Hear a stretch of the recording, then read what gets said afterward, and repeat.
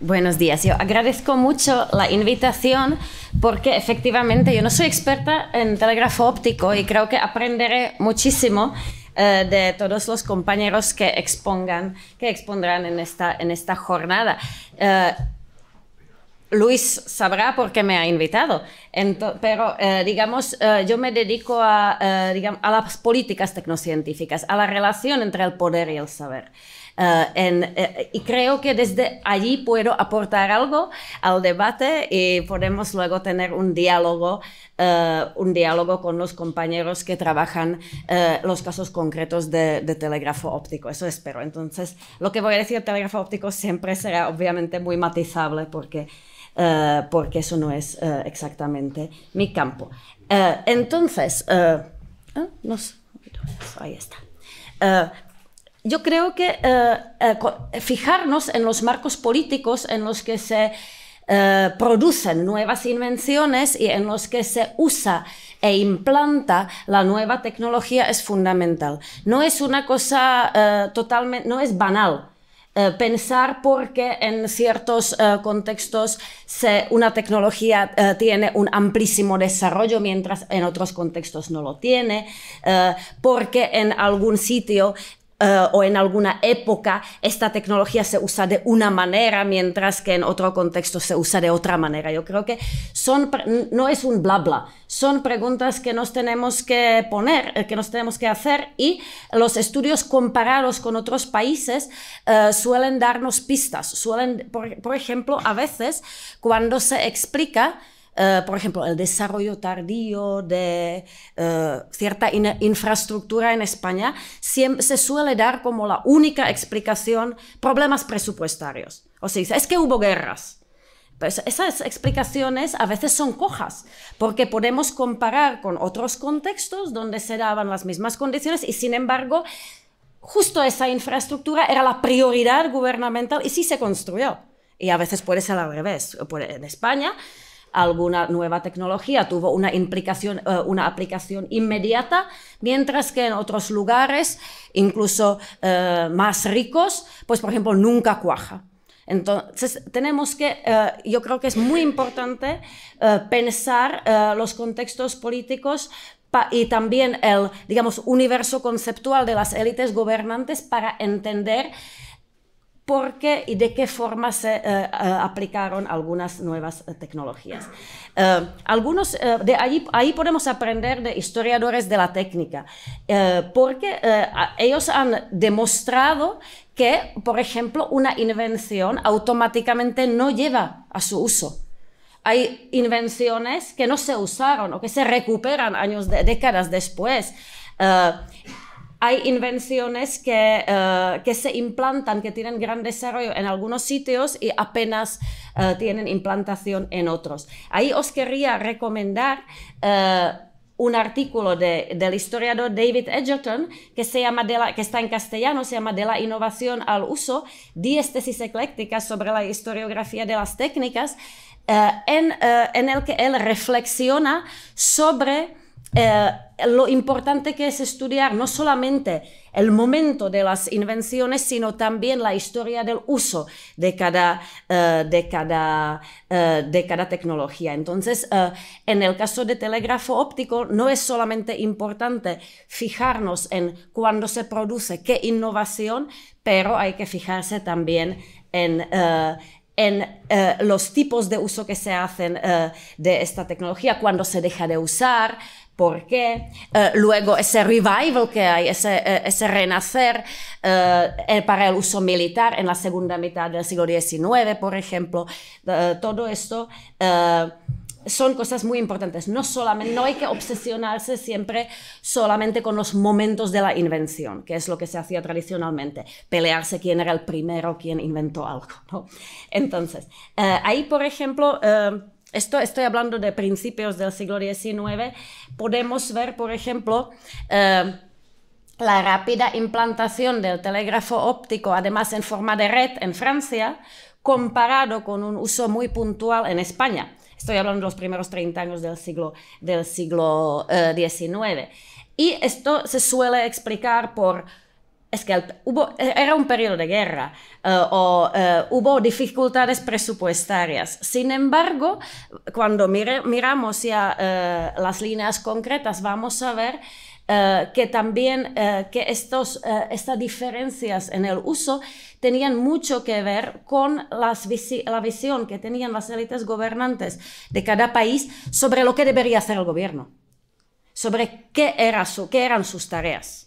Y vamos a ver que como estas visiones condicionan mucho la forma en la que se usa telégrafo óptico en Francia por una parte y en España por otra. Y vamos a ir concretando.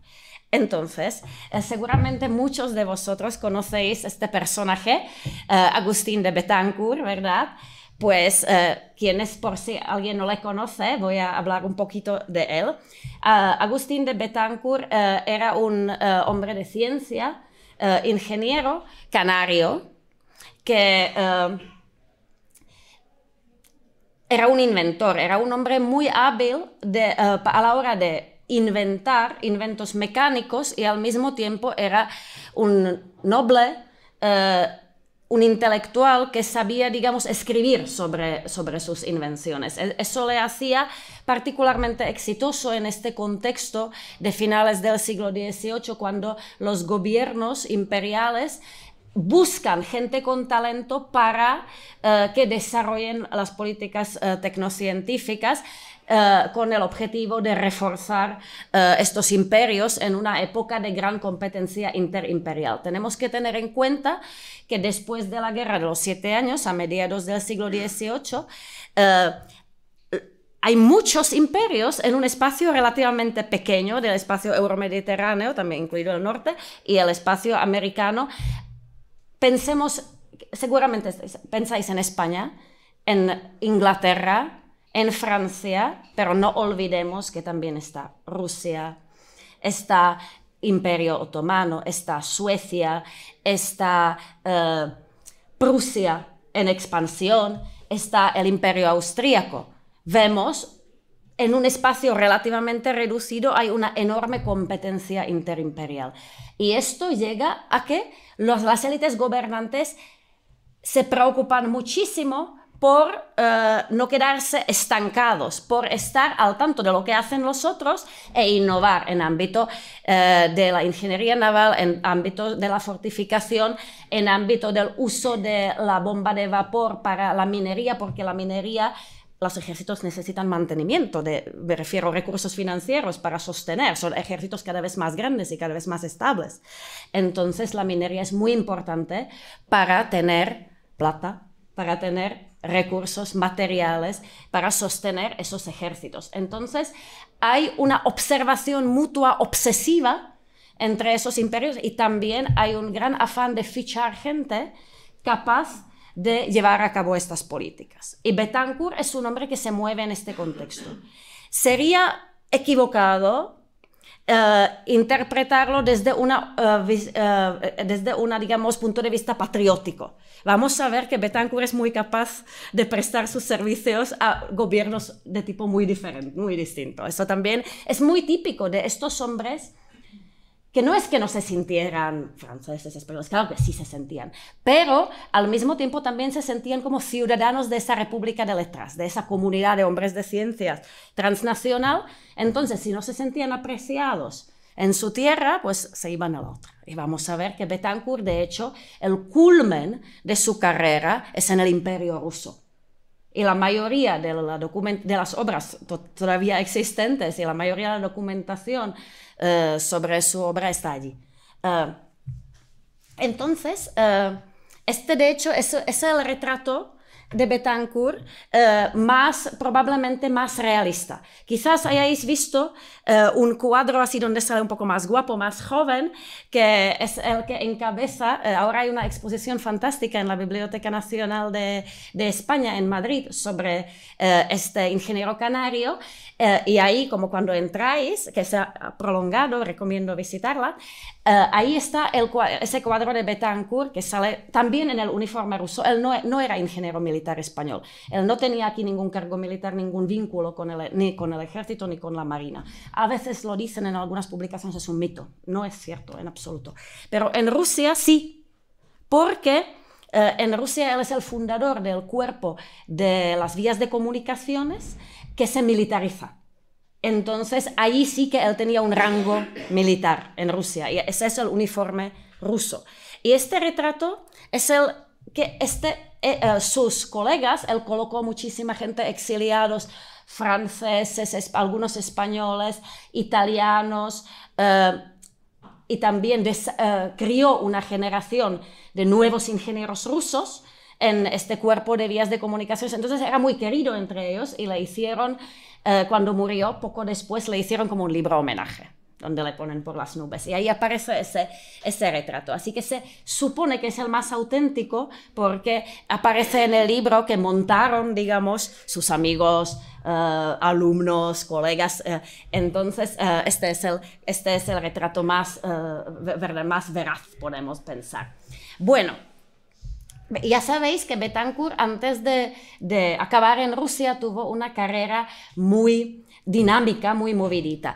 Yo creo que el mejor trabajo, la mejor investigación sobre él la ha llevado a cabo la historiadora franco-rusa, es rusa, trabaja en Francia, Irina Guzevich, y que ha publicado numerosos artículos también en castellano, pero espero que pronto se publique su libro. Estaría muy bien que se tradujese, porque ella ha ido a todos los sitios donde Betancourt ha trabajado y ha investigado con documentos de archivo desde Cuba hasta Inglaterra, Rusia, España, Francia, obviamente, para documentar su carrera, eliminar los mitos que se han ido repitiendo en la bibliografía existente y verdaderamente reconstruir su vida y su entorno, ¿no? Entonces, en el caso de su carrera hay como en dos puntos, hay momentos muy como polémicos.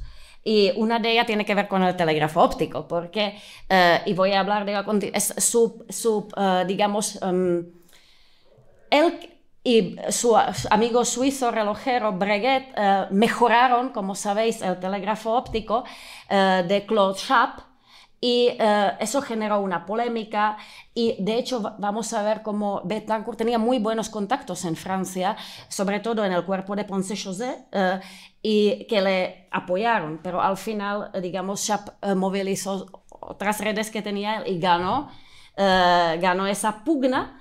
Entonces, esa es pero luego ha habido gente, Schaap se suicida, y ha habido gente que acusó a Betancourt y a otros de empujarle al suicidio con sus tejes-manejes. Bueno, esto es una historia así también bastante mítica, pero está el otro caso, que es de la máquina de vapor. Y allí, alrededor de ese tema ha habido muchas polémicas de si se puede hablar de espionaje industrial o no, etcétera, etcétera. Y os recomendaría ese artículo de Peter Jones, que es en inglés, se llama Commerce de Lumière, y está publicado en Cuaderns de Historia de la Ingeniería, en la revista catalana de Historia de la Ingeniería. Y él explica que en realidad tenemos que hablar en los términos de la época. Que ahí era una época donde había un conflicto de distintas culturas tecnocientíficas que estaban chocando. En primer lugar, tenemos esa República de Letras, de la que he hablado ya. Es decir, un mundo en el que la gente que inventa o que produce conocimiento tiene mucha motivación por circularlo, por difundirlo, no tanto por guardárselo. Y eso no era porque fuesen personas mejores o más generosas, sino porque eran unos señores privilegiados que ya tenían sus rentas, sus tierras, sus comisiones, y con publicitar sus inventos o sus conocimientos o sus descubrimientos, se labraban su fama de gran hombre de ciencia. Entonces, para ellos ese prestigio se basaba precisamente en la difusión. Entonces, estaban muy dispuestos a mantener correspondencia con gente de todo el mundo e intercambiar información, no porque fuesen personas más generosas, sino porque en realidad no vivían de la comercialización de sus inventos, sino de su reputación. a la que tenían que mantener difundiendo sus conocimientos. Pues tenemos esta cultura de los caballeros de la ciencia y damas, porque también había mujeres, como Madame Châtelet, por ejemplo, que tradujo la obra de Newton a francés, ¿no? Entonces, estas damas y caballeros de la ciencia, pues difundían alegremente, porque eso es lo que les hacía ser reconocidos como tales. No tenían ningún diploma universitario que dijese, yo soy físico, ¿no? Su reputación como físico dependía de difundir la información. Bueno, pues ese es un grupito. Pero luego también aparece gente que vive de sus inventos. Y en Inglaterra, sobre todo, la cultura de patentes empieza a pisar fuerte.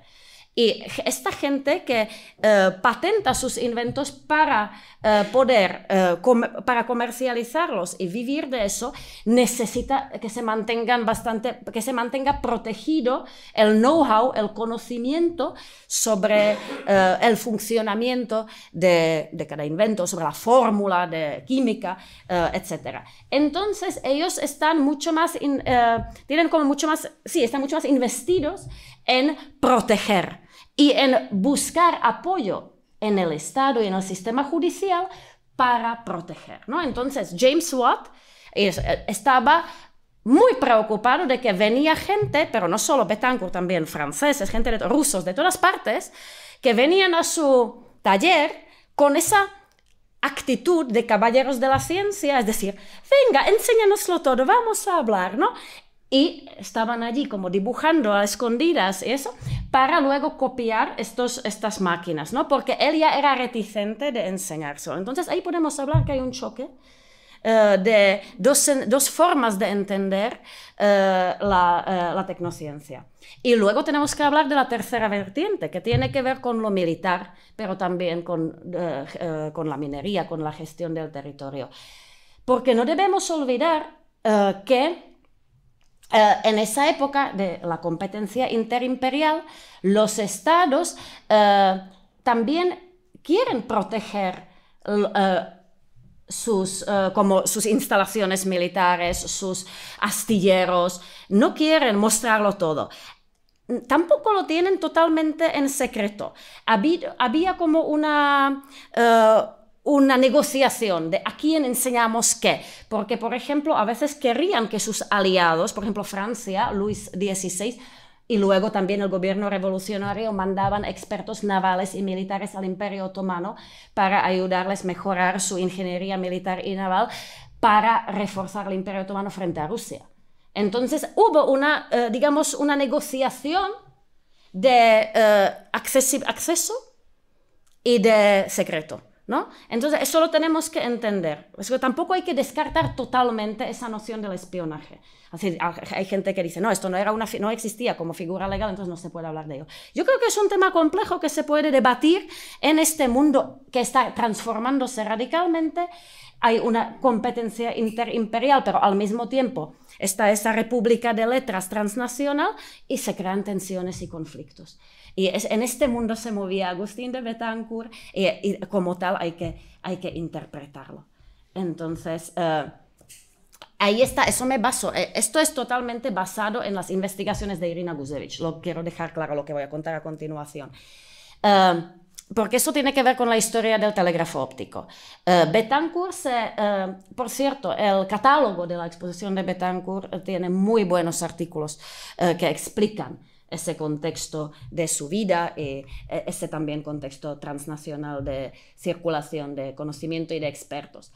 La historia de Betancourt con el telégrafo óptico empieza cuando él se encuentra en París durante el gobierno de Directoire, es decir, después del Thermidor, después de la ejecución de Robespierre, ¿no? El régimen revolucionario francés se llama el Directorio. Y ahí está Betancourt.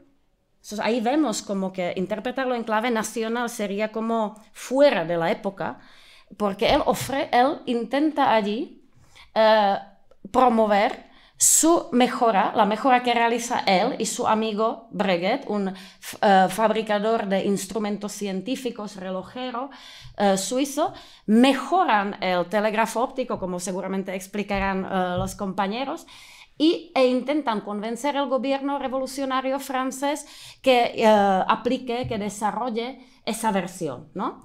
Y obviamente Chappe moviliza sus redes para impedir eso, pero tenemos que también tener en cuenta que Betancourt no es allí un pobre extranjero mal comprendido. Él tiene ahí unos poderosísimos aliados que le apoyan en un momento dado. Luego pierde la batalla, sí, eso es cierto. Gana el franco-francés.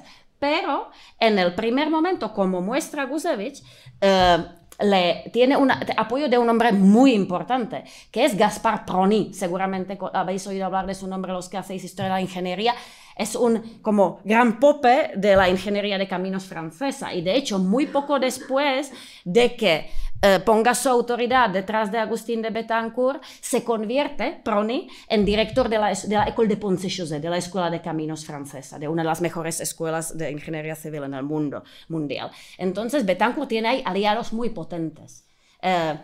Y sin embargo, pues finalmente no logran, digamos, desbancar a Chappe y montar la red ellos, y Betancourt se va a España, donde, eso seguramente lo tratarán los compañeros, donde en un momento de gran coyuntura empieza a desarrollar, proponer al gobierno un proyecto muy ambicioso de la línea de Madrid-Cádiz, ¿no? Eso tenemos que ver que los primeros años del siglo XIX son Manuel Godoy tiene muy mala fama. Pues yo tengo que decir que como una persona que trabaja políticas tecnocientíficas, yo soy su fan, ¿eh? Yo creo que daba oportunidades a personas que sabían de lo que estaban hablando y ayudó mucho a la institucionalización, que es lo importante, de la gestión tecnocientífica. Porque en aquella época todo eran proyectos que duraban lo que duraba en el cargo el potentado que les avalaba. Y cuando perdía el favor del rey, todo se iba a la porra, ¿no? Entonces, esto era la precariedad de las políticas tecnocientíficas, es algo que caracterizaba la segunda mitad del siglo XVIII, que se hacían muchas cosas, la gente tenía muchas iniciativas, pero era muy difícil de consolidarlas fuera de las estructuras militares o navales, que eran las únicas que garantizaban la estabilidad. Todo lo civil era muy precario. Había muchísima gente con talento. ¿Sabéis lo que pasó con la expedición Malaspina? Que todo acabó allí sin que nadie lo aprovechase. Pues eso era muy típico de esas políticas ilustradas, de proyectos que dependían del favor del que les avalara, y cuando éste perdía el favor se perdía todo. Pues Godoy allí intentó, y en algunos casos lo consiguió, estabilizar esos proyectos a través de su institucionalización. Bueno, pues ahora que he hecho un poco de alabanza de Godoy, pues puedo volver al telégrafo óptico. Y Betancourt efectivamente se benefició mucho de ello, porque así se crea la Escuela de Caminos. Eso es efectivamente un marco estable que luego se desmonta con la restauración del absolutismo, pero que se crea en esa época. Entonces, en esa época, en estos primeros años del XIX, sí que se ve ese pensamiento a lo grande. Y está ese proyecto, y Betancourt es un hombre que tiene muchas iniciativas, pues montan con éxito los estudios del Buen Retiro y también planifica esa red. Podemos ver, yo creo que el hecho de pensar en hacerla de Madrid a Cádiz obviamente tiene razones, digamos, militares, la conexión naval está ahí claramente. También podemos pensar que podrían pensar en facilitar la comunicación con las colonias americanas en tiempos de esa gran competencia interimperial, y no solamente en términos militares, pero también de aprovechamiento del territorio de los dominios coloniales, que era una cosa característica del reformismo absolutista borbónico, que querían aprovechar mejor el territorio colonial para sacarle riqueza, la tercera cosa posible sería facilitar la comunicación con las embajadas y con los consulados, ¿no? Entonces, esto es un plan que podría tener esos beneficios polifacéticos. Sin embargo, como muchos proyectos, como muchos intentos de esa época, pues acaba en algo muy descafeinado, que es, sin quitarle méritos, al final lo que se consolida es la conexión entre Madrid y Aranjuez, que al final será una pauta, ya hablarán los colegas de ello, muy típica, pero no solo en España, también en Rusia, por ejemplo, en otros sitios, de priorizar la conexión entre donde está la corte, para que el rey esté informado. Eso será como, además del uso militar, que luego despega con fuerza, conectar el Palacio del Invierno con el Palacio del Verano. Ese tipo de conexiones en muchos sitios del mundo serán las primeras que finalmente se llevan a realizar. Betancourt pensaba a lo grande, pero luego lo que verdaderamente se financió era eso.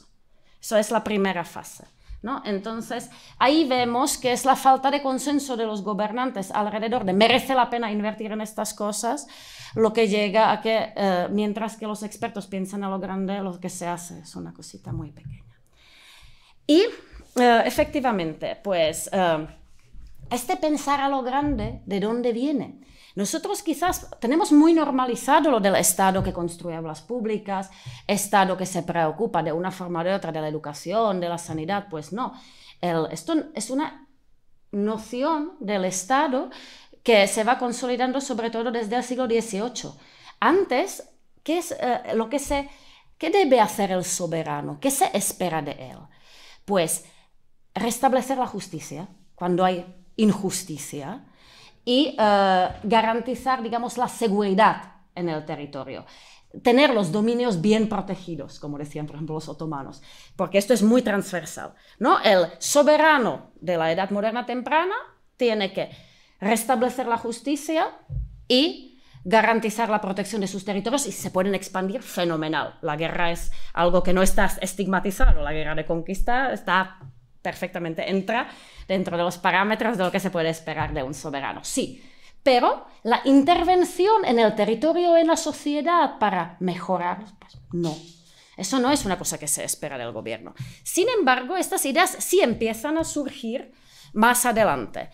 Y eso es lo que yo llamaría el discurso de fomento. ¿Conocéis el concepto de fomento, el Ministerio de Fomento? Pues, ¿qué es el fomento? Fomento es esa noción de que el gobierno tiene la responsabilidad de fomentar la riqueza del país y el bienestar de los habitantes. Es el discurso del lenguaje del siglo XVIII. Y este discurso de fomento se extiende en muchos países, desde Rusia, Francia, Suecia, Italia, Imperio Otomano, Dinamarca, Austria. Es una nueva idea de las responsabilidades del gobierno que empieza a ganar terreno, pero no lo gana enseguida. Es decir, hay mucha gente que sigue pensando que invertir en eso no es necesario, que es una tontería, que esto no nos corresponde.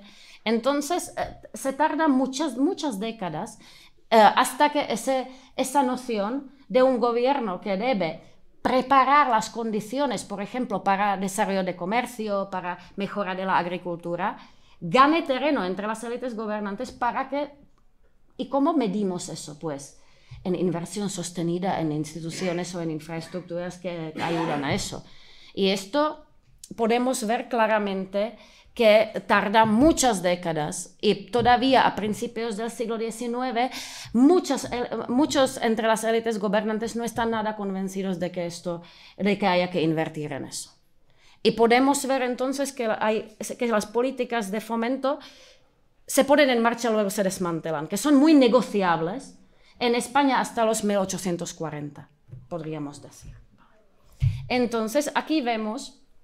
Os he querido, y ya no me voy a extender más porque luego ya la historia del telégrafo óptico lo contarán mucho mejor los compañeros, pero aquí quería mostrar un poco como las diferencias en el primer tercio del XIX. En Francia hay una noción muy clara desde por lo menos la Revolución Francesa, pero ya tiene antecedentes antes, de pensar el territorio y pensar una red de comunicaciones. Ya hablará de ello también Luis para España. En España la noción de la red de caminos también tiene presencia en el siglo XVIII, pero en Francia ese pensamiento es muy sistemático, entonces cuando aparece una nueva tecnología ya automáticamente lo encajan en ese molde.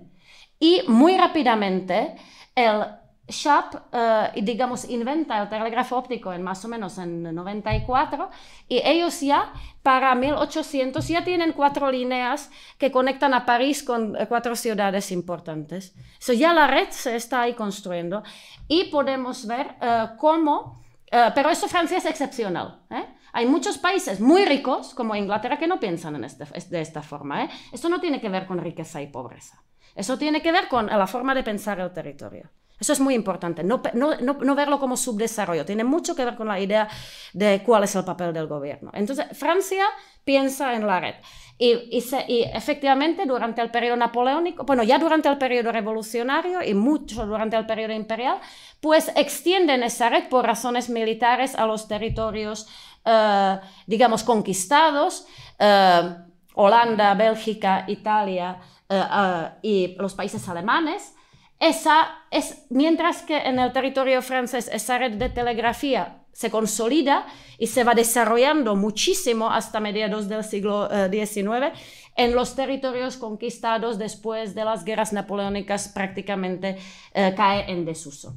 Rusia es un caso interesante porque ahí el telégrafo, ahí se van estableciendo, en los años 30 despega el telégrafo y no hacen una red, también empiezan como a lo pequeño, conectando San Petersburgo con Tsarskoye Selo, donde el zar tiene su como residencia como de verano, como decirlo, sí.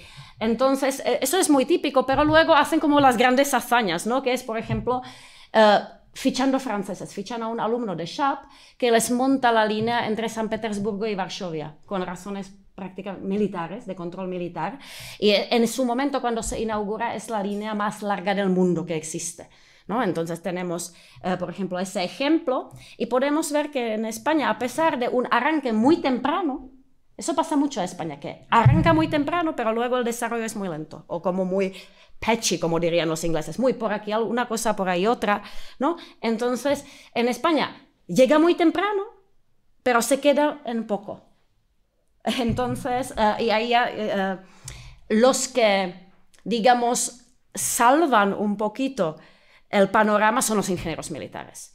Y allí yo quería, en caso de España, después de esa primera intentona de Betancourt que se queda en muy poquito, y allí quería como incentivar a la gente que investigue el caso de la red de Cádiz, porque yo creo que allí hay como mucho mito sobre esa red de Hurtado, supuestamente ingeniero militar, nadie la ha identificado claramente, que monta que tiene que ver con la guerra con la presencia naval de Gran Bretaña durante la guerra con Gran Bretaña y que luego funciona supuestamente hasta el año 20 en la zona de Sanlúcar de Barrameda, Cádiz, por ahí.